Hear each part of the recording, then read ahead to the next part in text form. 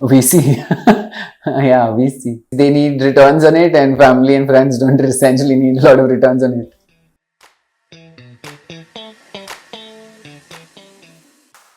That is going to take a very, very long time.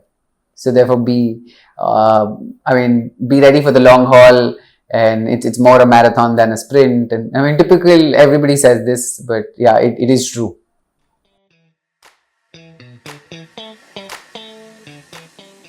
I think it would be Kolkata. I find the street food in Kolkata the best in the country. So I guess maybe any flavor inspired from there.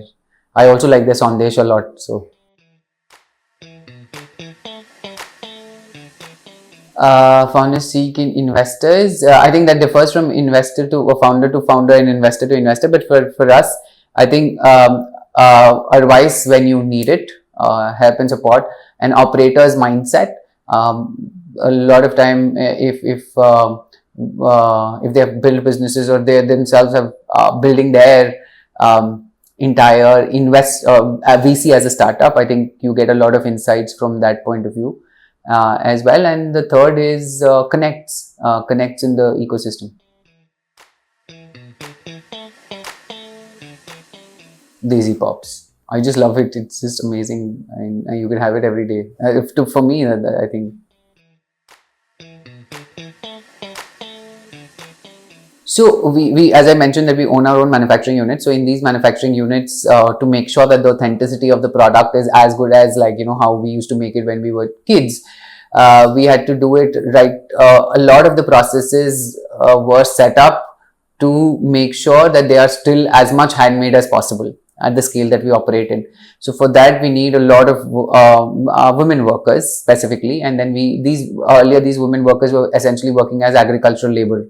So they did not, or they had to go to a city which was at least 30 kilometers far, and then they had to travel to that city, and they did not have a short employment of every day of the month. So that's what we've been able to do now. Today, we employ more than 250 women in Sira in Karnataka, and they have been getting their salaries right into their bank account from day one. So that establishes financial literacy, that establishes some amount of economic transaction happening in their bank account, which leads to financial inclusion in that sense. So and that also leads to a lot of authenticity for our brand. So it's we never say that we created those jobs. Essentially, if they would not have agreed to work with us to be able to create Desi Pops, we would not exist. So it's an input for us rather than an output. The way we are doing it is that essentially we used to always have the Desi products, right? But they were always being sold in a plastic jar or a plastic pouch, non-branded, maybe oil seeping out, and the consistency of the taste not really matching every single time.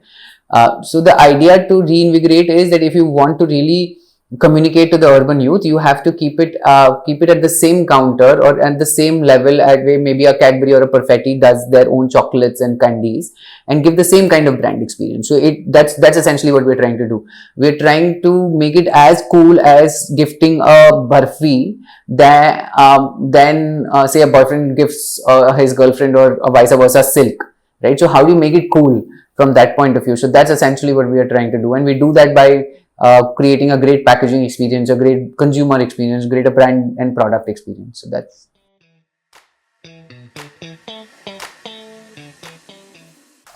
persistence. Just be at it, and in the long run, things just come your way.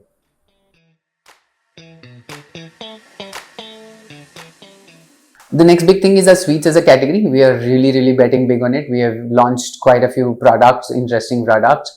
And I think that's something that we feel that is going to scale really well, and we're going to give consumers options in packaged sweet that has never been given before, in formats and designs which will appeal to the urban youth. So that's the next big thing for us.